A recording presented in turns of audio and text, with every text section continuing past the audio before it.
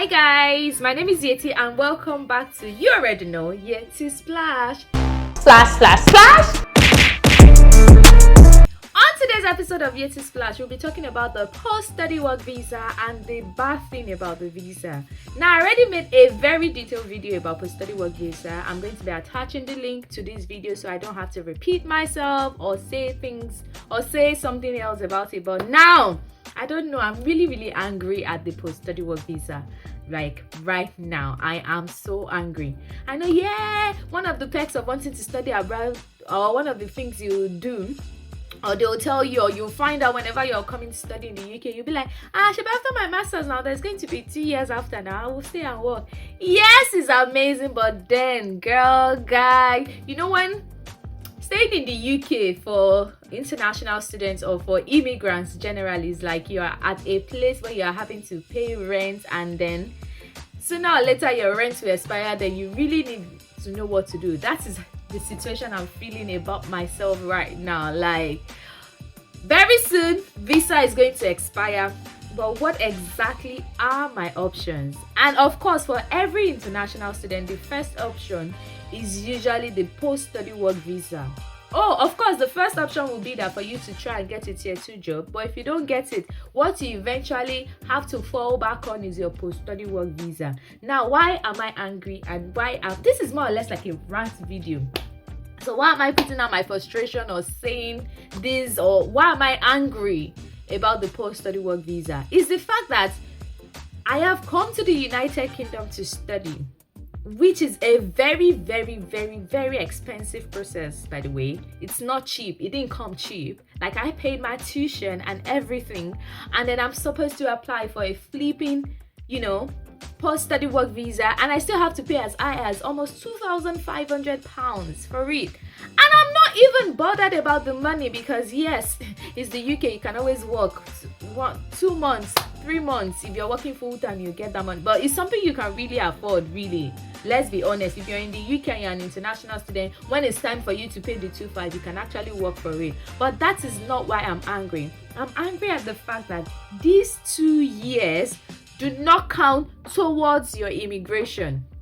Let me take that and explain that again. You see, for most of us, myself inclusive, and most of you watching this video, we know that leaving Nigeria to come to the UK for a master's degree is usually because of jackpot. Like, we just want to migrate, basically just we're tired of living in Nigeria, want to explore living somewhere else, and we have decided to come to the United Kingdom. So if you're coming to the UK is one country whereby it's not always so easy to settle, like to get your resident permit. Like, if you're compared to countries like Canada and the likes, in UK it's pretty tough. You can get it, but eventually you just have to have spent a whole lot of money, and it's so stressful.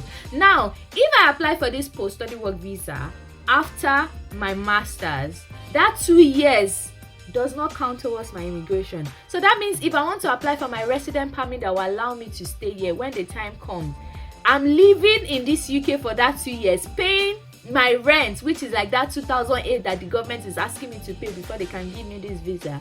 But it's all for nothing, like absolutely for nothing. I'm just here, basically. It's for nothing. It does not count. And I feel like it is crazy. Like, why would they not let it count, considering the fact that we've had to spend the most money to even study in this country in the first place, and then we are done studying, want to apply for post-study work visa, and you're telling me it does not count towards my immigration, it does not count towards me getting my ILR, which is the short form of indefinite leave to remain in the UK. Come on now. And then you find out that it does not count towards your immigration when you're applying for your indefinite leave to remain, because before you are eligible for the indefinite leave to remain, you must have stayed in the UK legally for like 5 years, I think 10 years depending, but let's say 5 years at least. So I've been in the UK for almost 2 years now. And then if I apply for the post-study work visa, that should be like I've been in the UK for over 3 years. I should be counting it like that. But no, it does not count towards my ILR. So that 2 years does not count towards the 5 years that I need to have stayed in this country before I get my indefinite leave to remain, which is like a resident permit. It's crazy. And that's not even the most annoying thing about this graduate scheme. It's the fact that you can't extend the visa. Unlike for example, the skilled worker visa. Now you can extend it. You know, when you're the tier, popularly known as the tier 2 visa, you can extend it. And these are visas that originally they're for 3 to 5 years. Like they will either issue you 3 or 5 years to stay in the UK. Even the health and care visa that is new is either for 3 years or for 5 years. And even if they give you, it can be extended. But the graduate visa cannot be extended. The post-study work visa cannot be extended. Like, why are they making it so difficult for international students that have paid so much money to come into the UK to stay? Why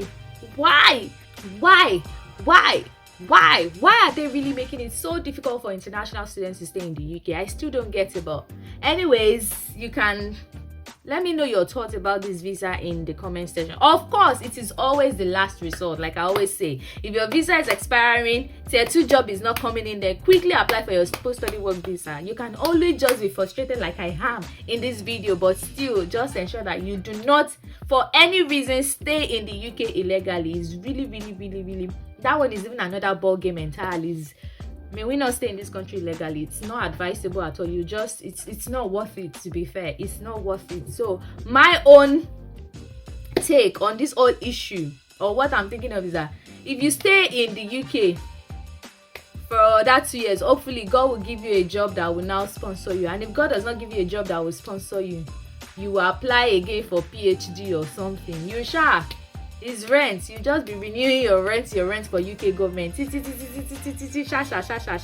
God will provide a way. But this UK, we died here. We will not die literally, but you know what I mean. Like, we are here to stay, and we will stay. The devil likes it or not, we are staying.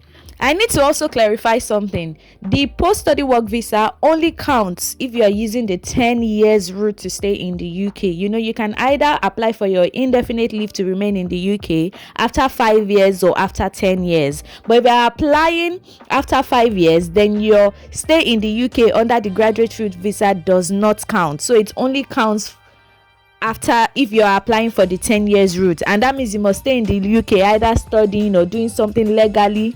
And if you're using the 10 years route, that means after you've applied for your post-study work visa, you need to apply to maybe do your PhD again, and you pay tuition fee. It's just very expensive and long process, really.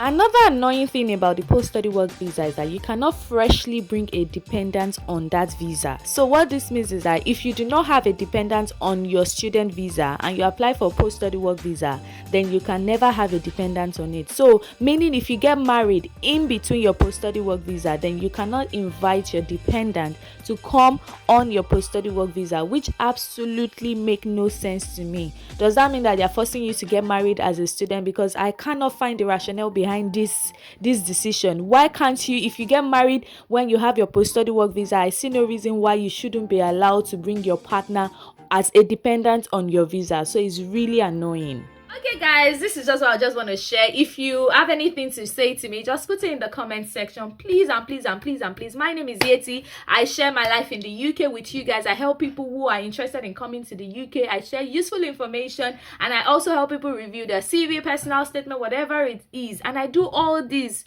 well, for now, absolutely for free. So try, if you want to connect with me, follow me on Instagram.